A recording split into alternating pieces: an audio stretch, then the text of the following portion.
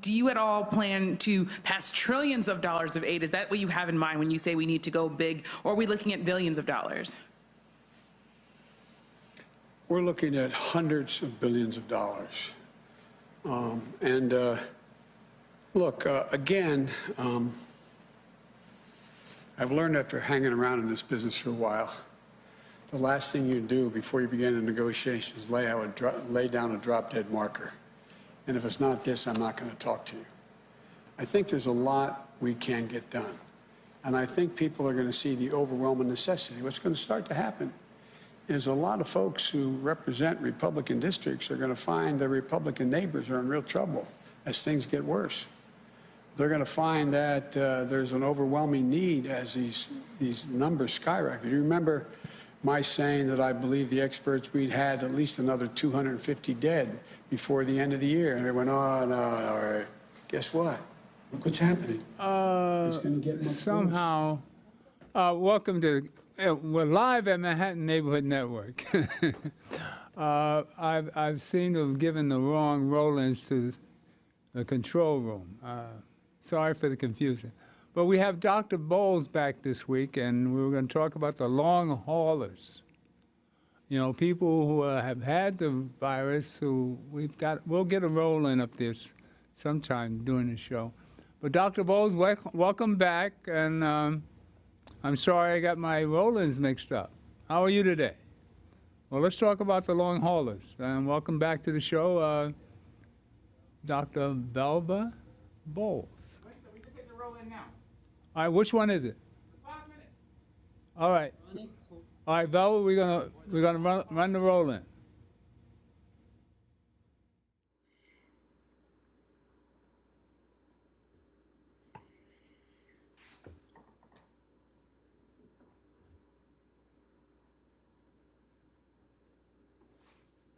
Hey guys, the topic of this video is chronic COVID-19, or the Long Hauler Center program that Dr. Bruce Patterson, the CEO of IncelDX, myself, and several of our other partners are launching.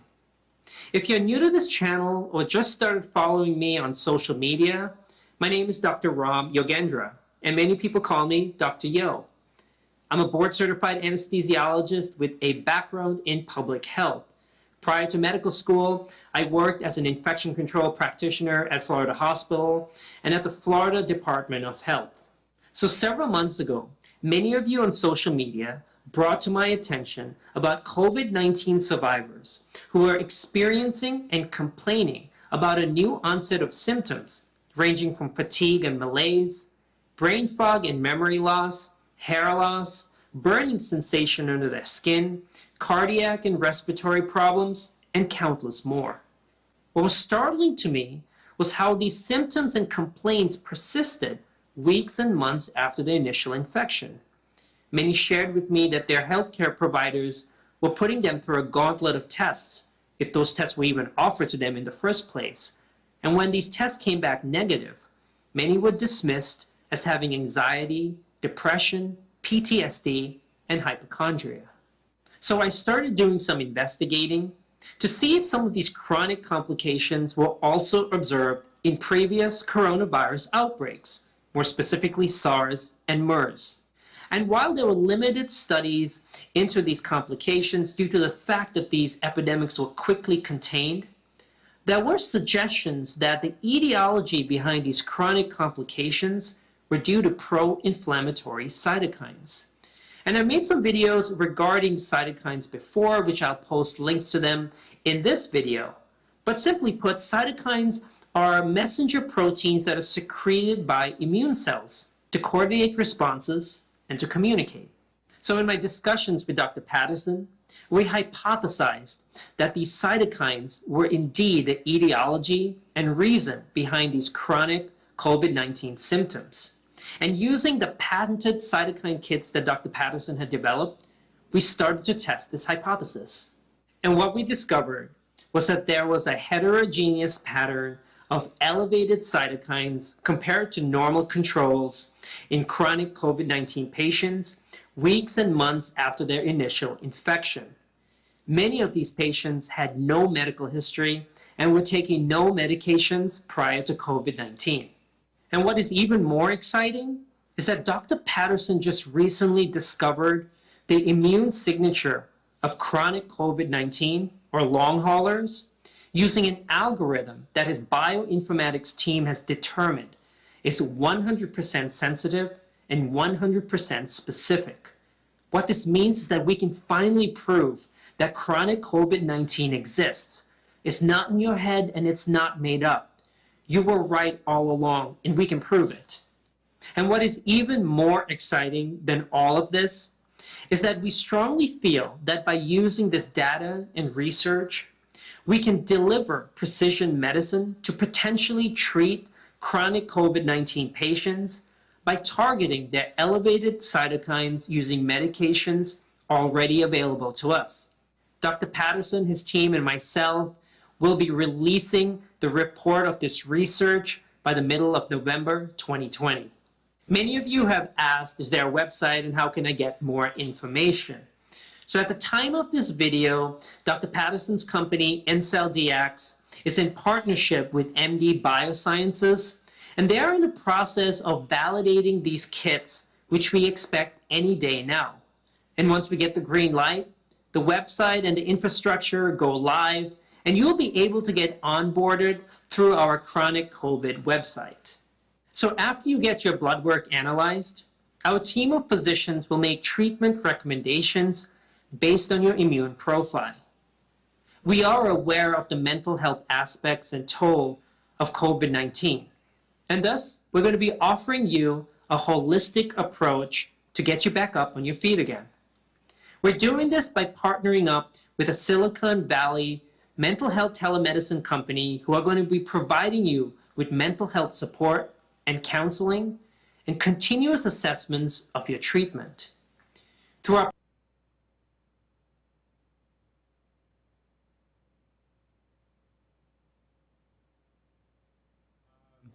We'll need Dr. Bowles to decipher all that for us, but we know as a fact that people are suffering after they've been supposedly cured. Hopefully, maybe Trump is showing some psychological problems after his healing, because he's gone completely mad. You know, we can laugh, but man, this guy's going to burn the house down before he leaves. Now you see Dr. Barrs, Attorney General Barr is leaving. He's one of his best friends. But what say you, Leroy? Welcome home. Well, thank you very much, and we thank the Most High for blessing us with the opportunity to be with you. And I'm on 125th Street every weekend, and I ran into another one of your great fans. His name is Lance Prince. Lance Prince. Lance Prince from Queens, and he said, "Hey, I can't see it in Queens anymore." Ah, yeah. So, but that's just an indication. Nice guy. We have to give them the website so they can watch it on. Right. On the website. So, what I got from that, actually the second opinion, which you're going to show later on, is long haulers. On the second opinion, the series run by Los Angeles Times. Mm-hmm. What I got from that was verification of what Dr. Bowles has been telling us about how black people get poor health care. Mm-hmm. Even if they have the insurance, the attitude of one of the doctors with one of the long haulers was, when she was trying to show him some research that she had dug up explaining what she was going through, he said she was too pushy. She was too aggressive. And I can envision that happening in hospitals whenever you ask these guys questions. But you go to Trump. What came to mind on Trump? I'm shifting. What came to mind on Trump is that he threatened someone at the FDA if they didn't sign off on the vaccine by last Friday, they would get fired. I don't know whether you were aware of that. And I said, why would he do that except that He has shares in the company. black people were supposed to get the first shots. So he said, run this bad boy through. He said, send this vaccine through, which is unproven, which is experimental. Well, he wanted to give it to black people first. No, I didn't say that. I didn't say that. But since there are a lot of hypotheses about him and his mania about Obama, you know, when he got in the White House, you know, I'm not going to get off the subject. He did all these things to wipe out whatever Obama did. You know, where did he walk? He walked over there. What? He used that room. He had the whole thing. Well, we had a roll-in where Trump wanted to be black. Back in '89, he was on a show with Spike Lee. You remember that roll-in? Where he said that it was advantageous to be black these days. And if I were to start out today, I would want to be black. Well, I wouldn't mind being black. on I the have him on serious, tape saying that. on the serious note, our people have to be very careful about not loving themselves enough to question other people about Amen. what they want to give us, whether it's for free or whether it's a rebate, whether it's discounted, and not know that this thing is what it is. It's experimental. It's never been done before. And there are aspects of it that are just dangerous to the average person. Well, we have an angel here, Dr. Velva Bowles, on Skype. Welcome back, Doc. And Thank you very much. Give us an analysis of this rolling that we watched here. The Well, cytokines going. The first thing I would tell you is be careful because he is hawking a business. He is explaining that they have now come up with analytics and they will have some medicine that can treat it. His information is not flawed, but his motivation may be suspect.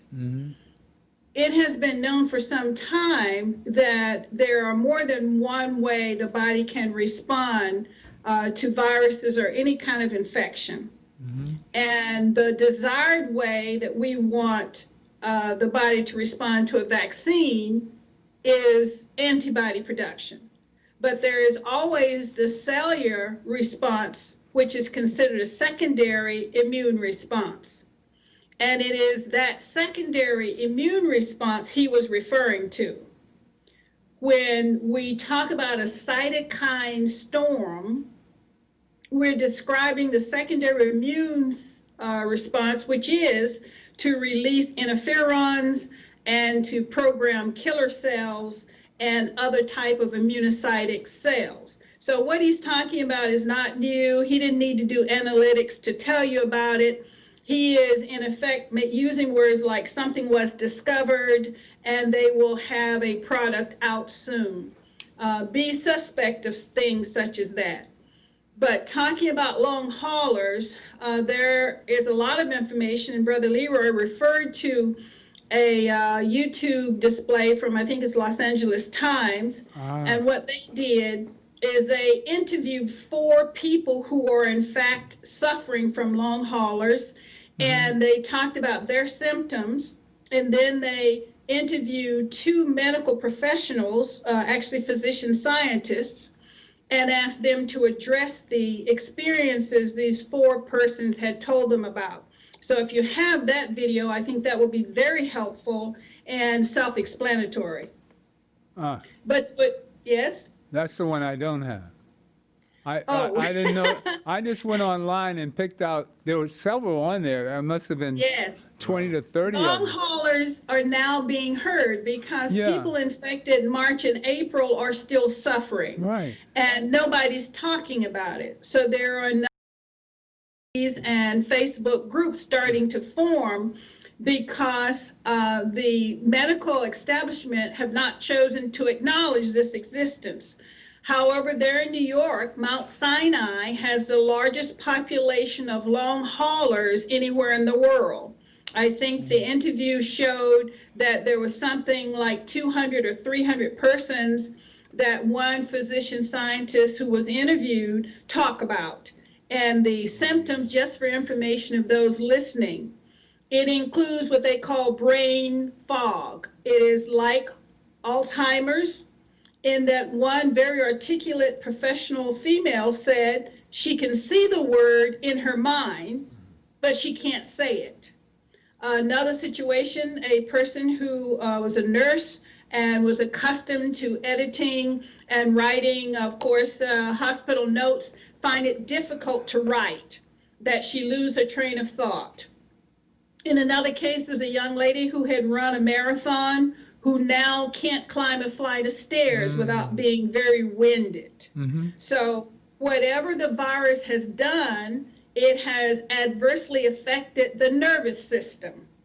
And in the scientists' discussions, they believe the virus tracks through the nose by way of the olfactory nerve, which is a cranial nerve, and it has access to the brain. And people who have these symptoms would have had a heavy viral load, and during their infection, they may have cleared it through respiratory, but it never was cleared from the brain and neural tissue. There are some people who suffer from extreme fatigue, muscle fatigue. One instance of someone who had a mild paralysis. We know something similar to this called Guillain-Barré. They didn't say Guillain-Barré, but the symptoms were similar. And Guillain-Barré is also started with a virus. So we do know that COVID-19 has more than just you get infected and you get well or die. That's the way the news media talks to you. COVID, you can get infected, you can result in a heart attack, a stroke, you can have amputations, or you can become a long hauler and you can die. So there is a lot more to it than just the simplistic reporting that we get on the news with hospitalization and death. Well, if you were to be able to speak to President Biden about all this, what would your suggestions be as a resolution to all this? Well, I think in the front lines, we need to tell the people the truth. Okay. I was on a conference early this morning, and believe it or not, just before the Skype call, a young lady from Virginia, who's also a physician and a retired military personnel, who was so excited to having seen your last broadcast, where we talked about COVID-19. She wants to join and say anything she can do. Okay. And in our short discussion, here's what we both agreed on, that now that the COVID-19 has revealed the travesties of healthcare for Black Americans, it need now to stop trying to trot out symbolic people. I think you saw Dr. Fauci want to tell everyone a Black woman helped develop the Moderna vaccine, and I felt that to be very patronizing and offensive. I'm glad that this young lady worked for whomever and helped to develop it, and I hope she got well paid. But that does not signal to Black people run like a sheep following a shepherd and let them stick this needle in you. What would I say to President-elect Joe Biden? Number one, if there's a opportunity for Black Americans to get the vaccine, such as the intensive care nurse there in New York City, I think was the first to be inoculated or immunized, they must have a secondary follow-up team. Cuba does it, and it's easy to be implemented. What do I mean? It is indications that this particular vaccine can cause an anaphylactoid response in some people. And what's that? And the persons who can, anaphylaxoid means you itch, you turn red, you can have a fever, and your throat can swell up, your tongue can swell up, and you can die. So it's serious. That's an allergic reaction? It is allergic reaction, severe. Okay. And those who are at risk for such a reaction include people who have asthma, who have any kind of allergy to foods, anyone who has allergies to other medications. Penicillin? They should, I'm sorry? Penicillin? I'm allergic to penicillin. Penicillin, well, that would make you a candidate not to take the vaccine because, and Fauci kind of dismissed it by hand. He said, oh, it's an anaphylactoid-like reaction, but we can handle that. You can handle it if the person is standing in front of you. You can handle it if the person has an epinephrine pen that they can self-administer. But if you happen to be a Black person and you have symptoms, who will listen? So if the nation is saying, okay, we need to develop the trust of Black Americans, and that's a population we need to definitely humanize, then you need to have a special squad called follow-up squad. And if Black people or any Black person who has any reason to have concern should have someone follow up with them 12 hours after the vaccine, 24 hours after the vaccine, 3 days after the vaccine, until there is satisfaction that this person is no longer at risk for an adverse response to this vaccine. You cannot have people stand in a line, give them a shot, have them go home and forget it. We've already seen Black people do not have equal access. They do not get the attention when they complain of something that is not first sanctioned by the medical establishment. So if they're going to encourage Black participation, I think they need to have a separate follow-up situation established, that they have home visits, telephone call-ups, or something where there is documentation that there was no adverse effect of that vaccine. And I think it should be extended to a minimum of 7 days. Now, what is equally important, everyone, there is no data on a messenger RNA vaccine as to can you get some kind of reaction a month later. I'd have to say I don't know. 2 months later, I don't know. And guess what? No one else does either. What is going on right now really is a very big clinical trial 3. There has not been any testing, observation, or data collected on many of the populations that they're giving the vaccine. I didn't see anything with an obese Black female with diabetes and hypertension and marginal renal failure. But that's the person they're targeting to give this messenger RNA vaccine. The other thing you should know is the vaccine is not recommended for children. So anyone under the age of 16 should not get the vaccine. Now you would say, well, gee whiz, why is that? For the very reason I told you. They can't predict how this will interact with a growing child. They can't tell you if this messenger RNA, which is the Moderna's, or the Pfizer's is a messenger RNA, AstraZeneca is a DNA, the Chinese vaccine is an inactivated virus itself, which is the old-fashioned method. So we need to become educated about what exactly is being injected in my body.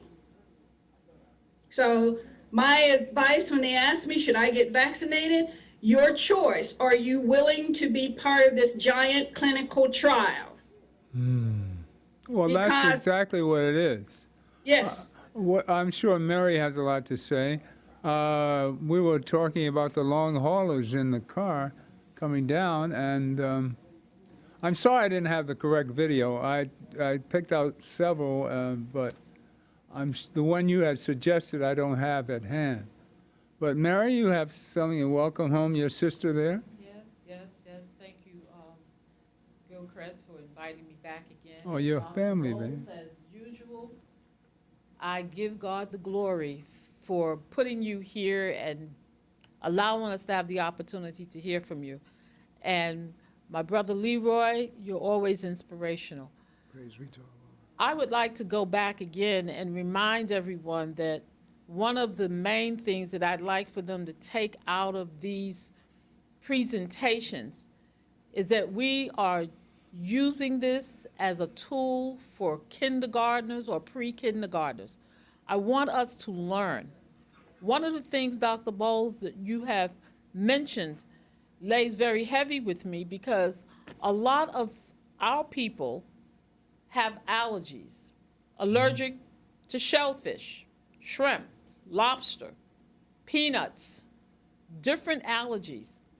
And a lot of these same individuals do not have primary care doctors. So if they line up to go get this vaccine without having a primary care physician to tell them up front that they could be allergic to it, what's going to happen?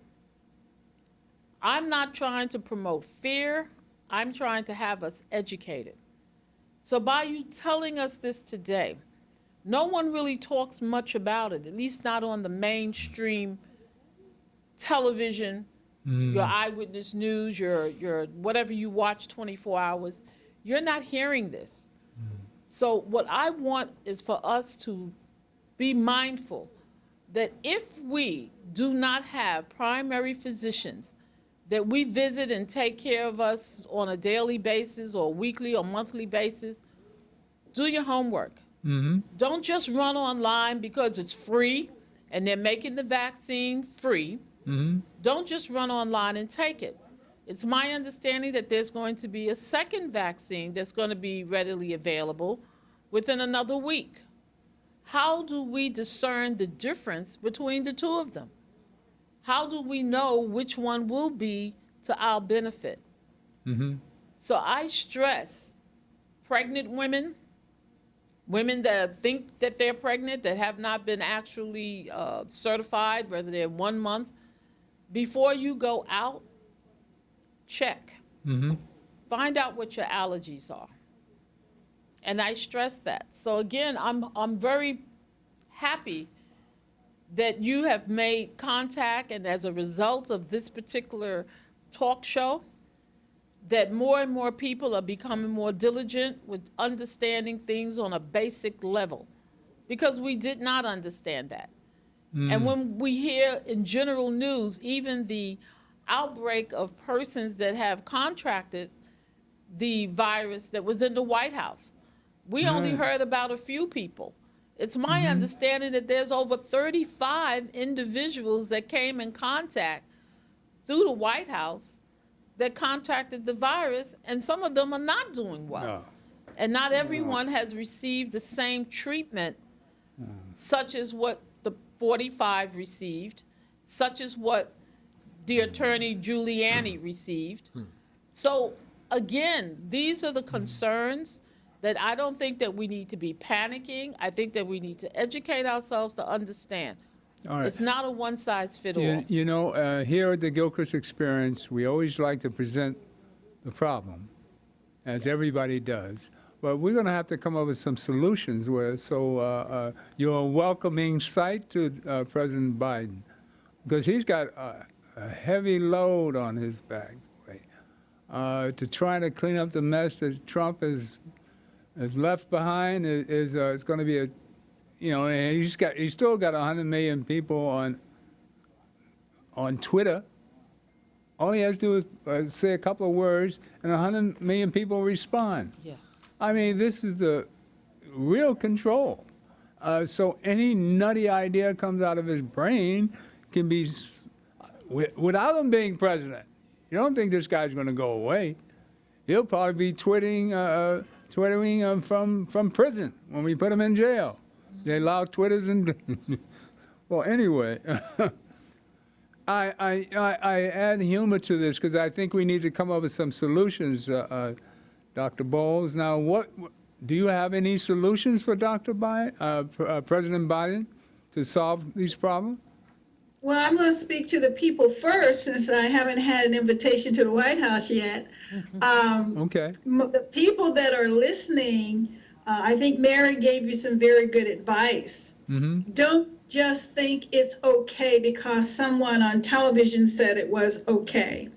If you do not have good healthcare follow-up, and if you do not know your medical history, I'm here to tell you in all sincerity, there is a risk. It is not free.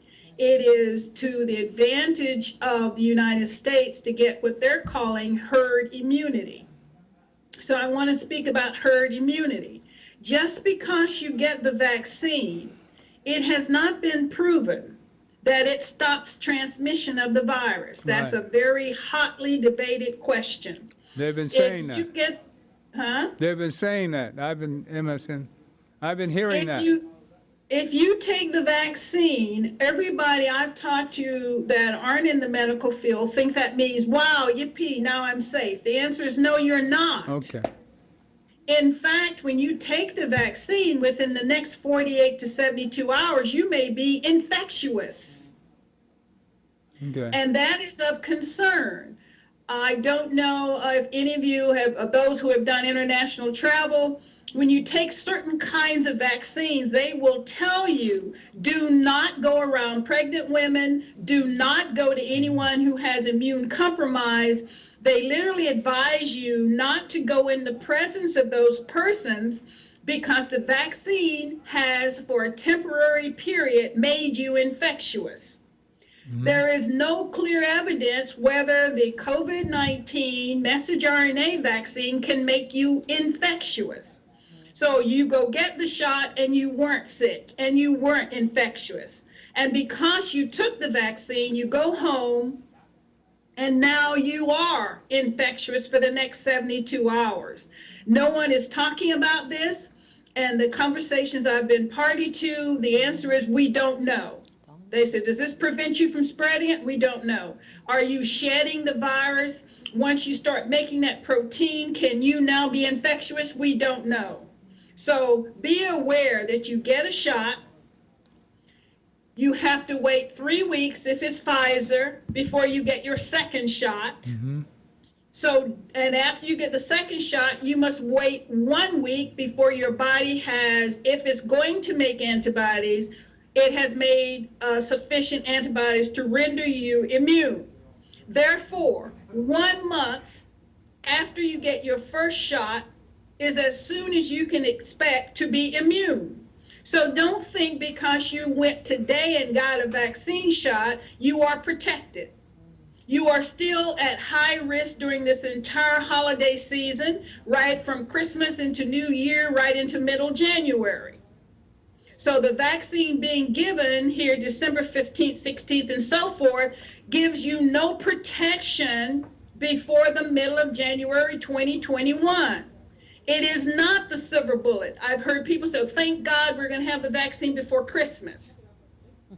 None of the vaccines are capable of providing immunity to anyone effective before mid-January. And no one's saying that, but you need to know. I agree you have to get started sometime in order to finish.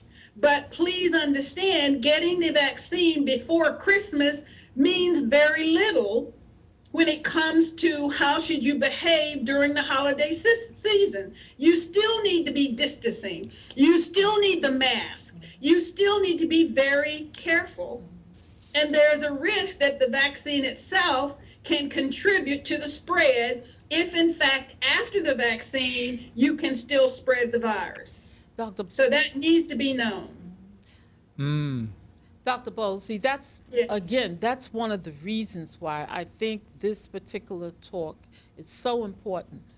Because people are being pushed to feel that once they get the shot, they're superhuman, they're immune, they can do anything.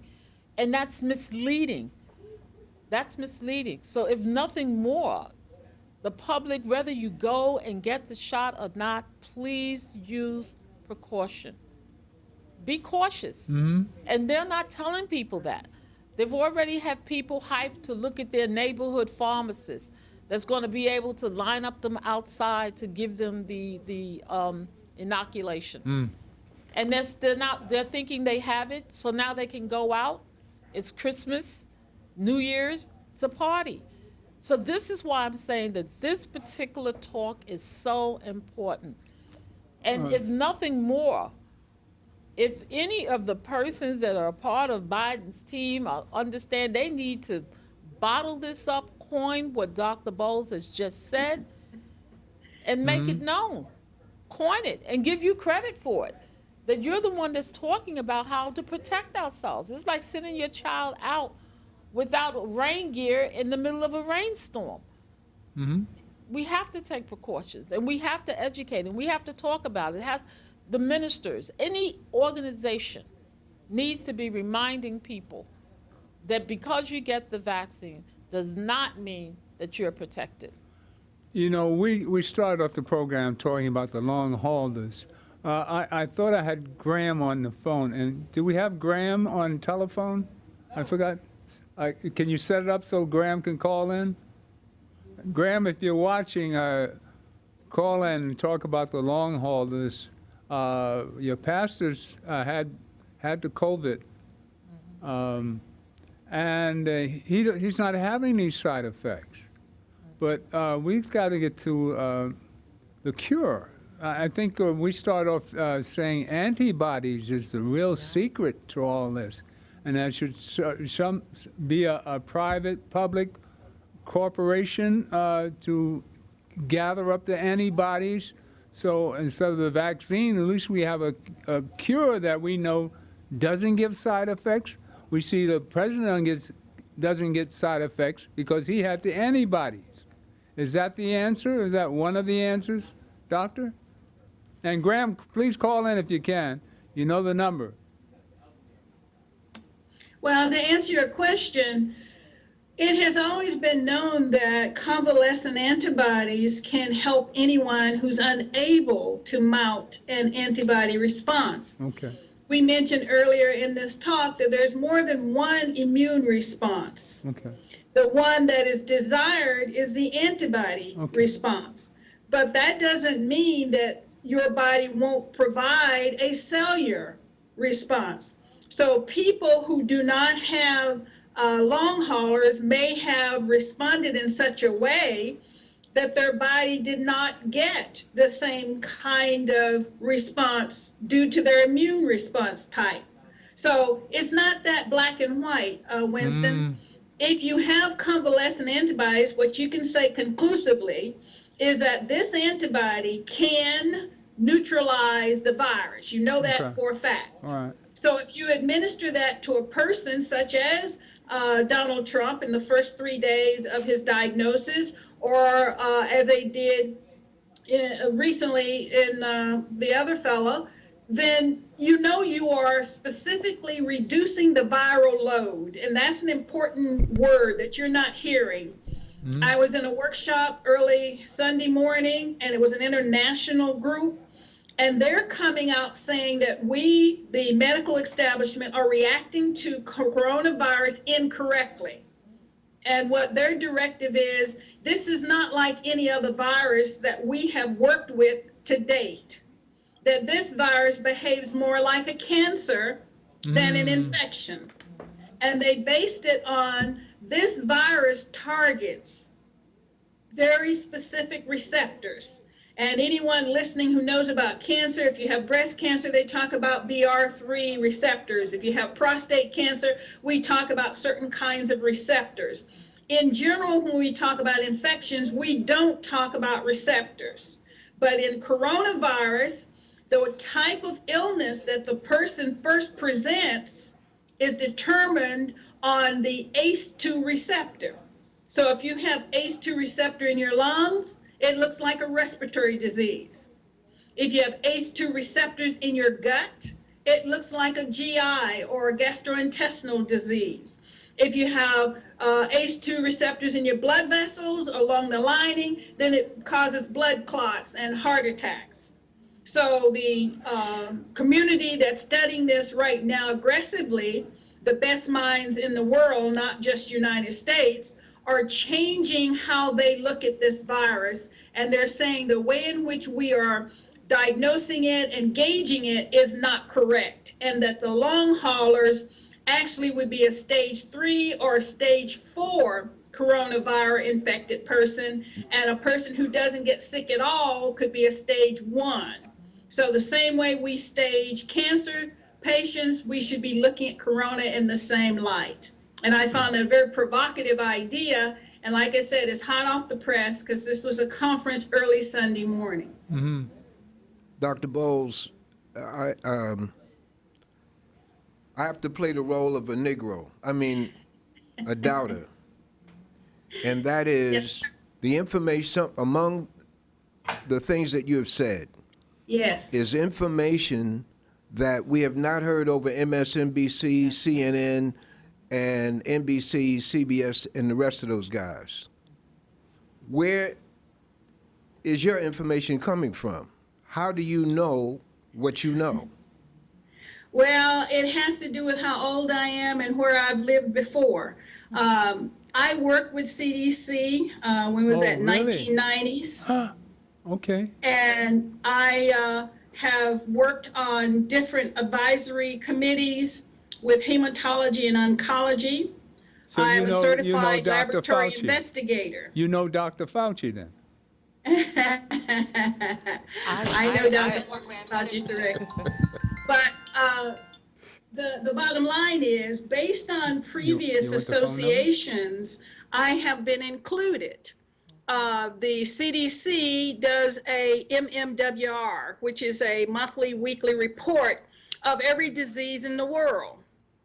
Because of Doctors Without Borders that I've interacted with, I can get notifications from the World Health Organization or the State Department of Health.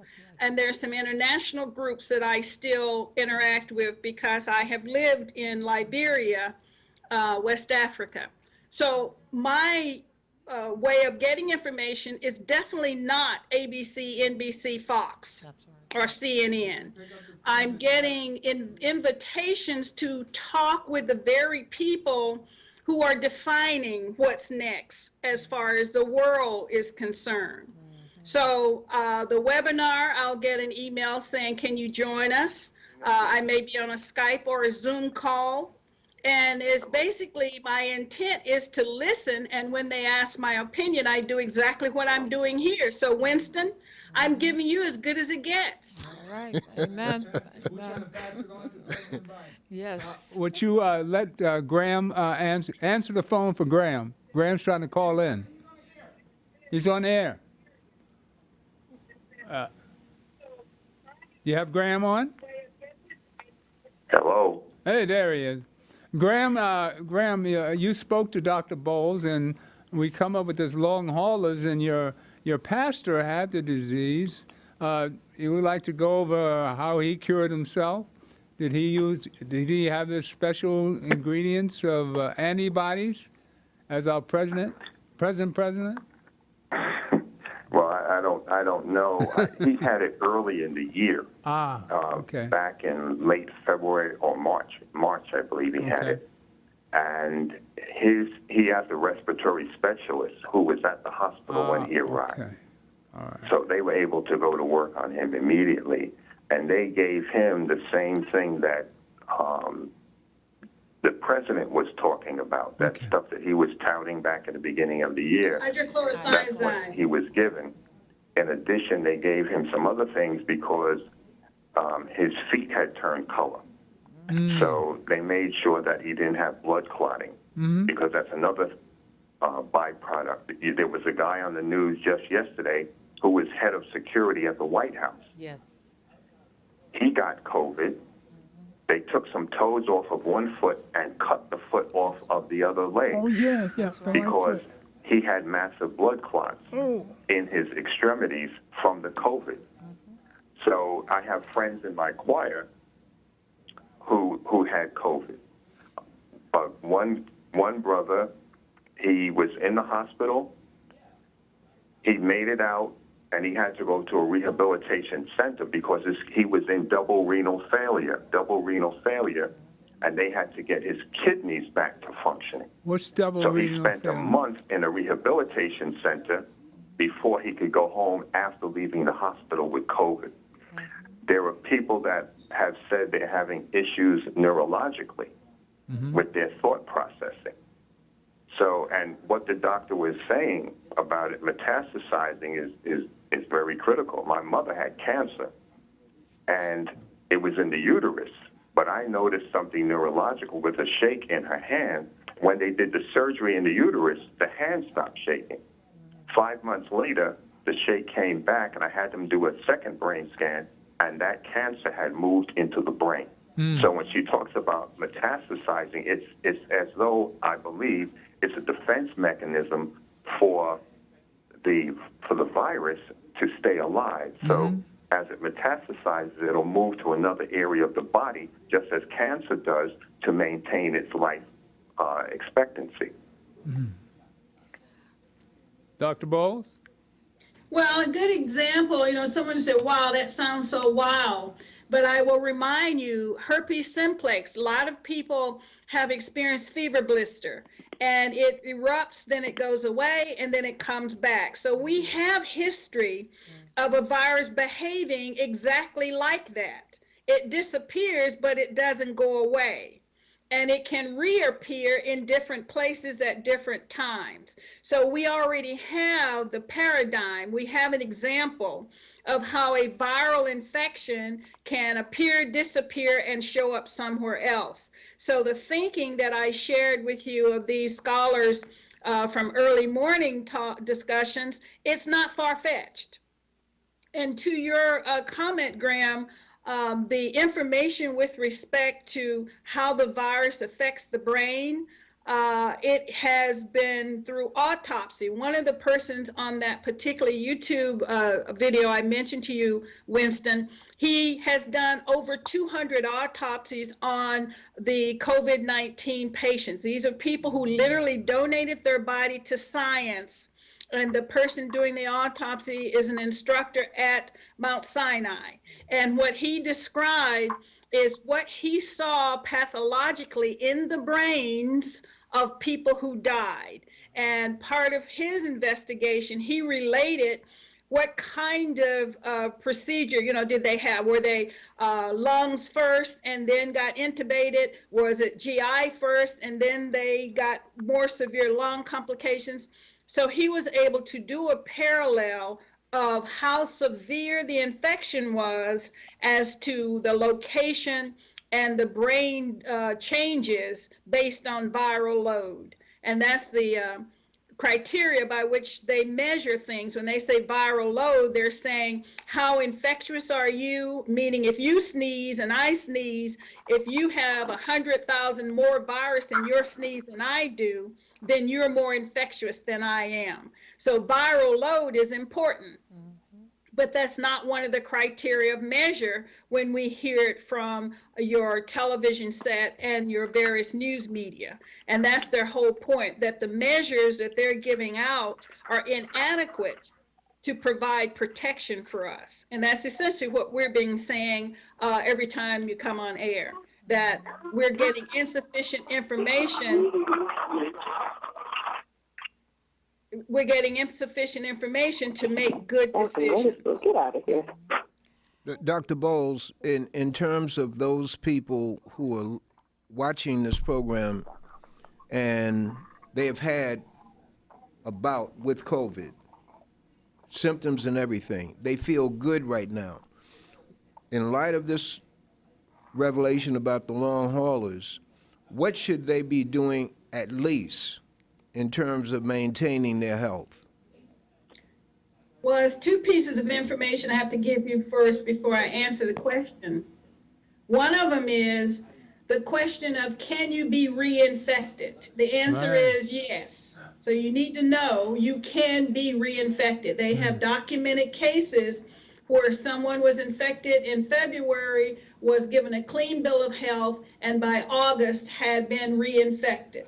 That's the first piece of information you need to know. So how long does immunity last? We don't know. Second thing you need to know, and I'm giving you this much lead in because there are now 23 subtypes of COVID-19. Now, the significance of telling you subtypes of coronavirus 19 is the vaccine you receive in the next few days for those who are rushing out to get it may not be immunized against the new strains. So just like you need an influenza shot every year because influenza virus changes itself every year, they now know with multiple types of Corona-19, the immunization we receive now may not be effective against a different strain that you may come in contact if you become careless at a later time. Okay, So, but, and in light of that, what should they be doing now to at least maintain their health? Well, it's kind of, Brother Leroy, you and I say this all the time, that if you are a Black American and you're over the age of 40, you should be supplementing vitamin D3. And it is because you're Black. Some things, we want to shirk off and say, well, everybody. This is because of the pigment in your skin. Dark-skinned people who are not exposed to the sun 4 to 6 hours a day, then you will be vitamin D3 deficient because you will not have received enough of the sun stimulus to generate vitamin D sufficiently in your body. There are foods we can eat, but most of us don't eat organ foods, and that would be liver, chicken gizzards, chicken liver. Those are the things we ate during the times when we were actually getting more sun. That's true. So unless you love jambalaya here in Louisiana, they put organ meats in that particular dish. No, I'm saying you can get it in a certain It's dish. true. You see So if you're chicken in liver. Louisiana and you eat a lot of jambalaya, you might be getting vitamin D3. That's right. But if you're an office worker and you do not have sun exposure to 4 to 6 hours a day, you need to supplement D3. What about If you- light-skinned people? The darker you are, the more likely you do not have enough vitamin D3. So complexion does matter. So You can get vitamin D3 measured. When you go to your doctor, they're going to give you the standard test unless you speak up. And I say this to all of my Black female who is premenopausal and menopausal, don't just go there and let them say, I'm order some blood. I said, ask them, what are you measuring? Yes. In your case, ordering the blood, if it's a Kim 7, none of those parameters are even relevant to a Black female with diabetes. If you're not getting a Kim 17 or an endocrine panel, they're just playing a game with you. They're sending in a bill and you're getting no benefit. So to answer your question, Brother Leroy, we need to take charge of us. You need to take charge of your body. If you are a female and you're 40 years old, you should have an endocrine panel. That's what you asked for. And what are you getting with an endocrine panel? They measure your thyroid, they measure your kidney function, they measure your pineal gland, your ovaries, and they will have your D3 because it is a hormone secreted by way of the kidneys. So you should ask for an endocrine panel. And I know people say, well, I went for a blood test because I went for an x-ray, and then they told me I got to get another blood test. And I'm saying, well, what are they testing? And the person doesn't know. I don't let anyone stick a needle in my arm and draw out blood and not tell me what they're going to do with it. It's right to know. You gotta teach. So Well- D3 and what else? Vitamin D3 for sure.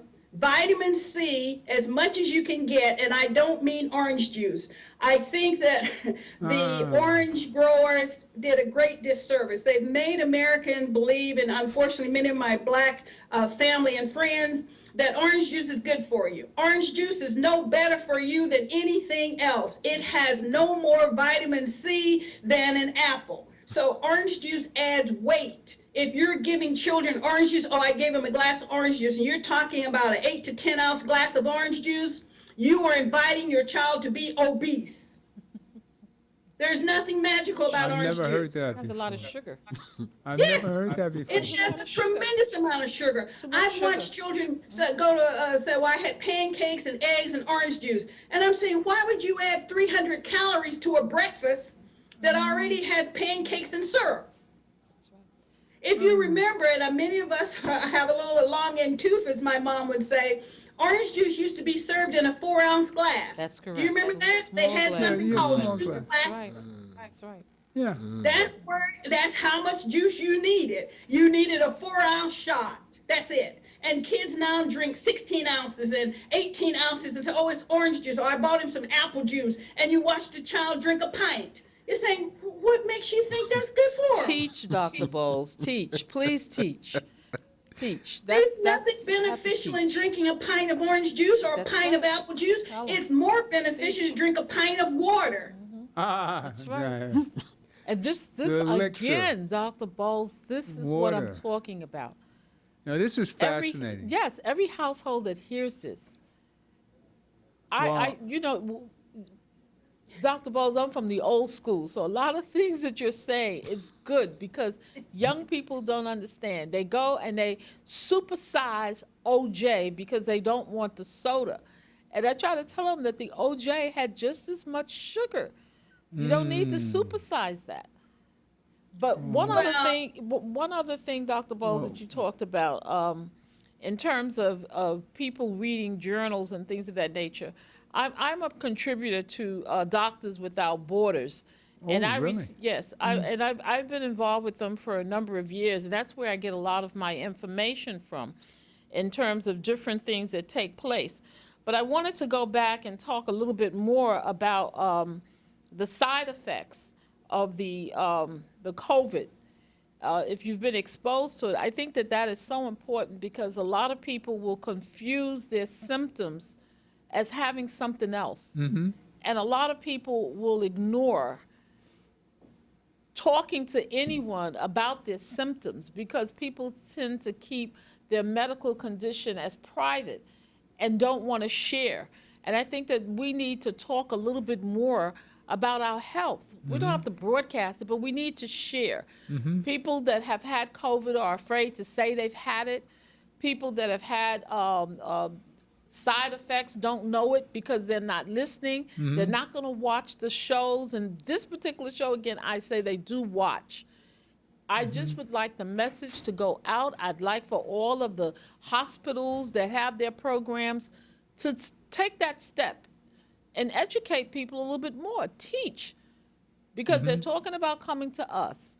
And they have a lot of people out there now that's making it so easy for black people, and I'm going to stick with black people right now, to have this vaccination, knowing full well that they'll go home, they may live alone, they may be seniors, they'll take it, and they will not call anyone and tell anyone what their symptoms are, and they will not contact their physician. Why? Because their physician's appointment is scheduled for 3 months later, and they're not going to call and tell anyone.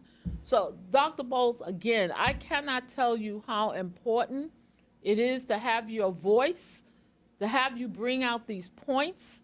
And even though people may think that it's wild, it's so very, very important.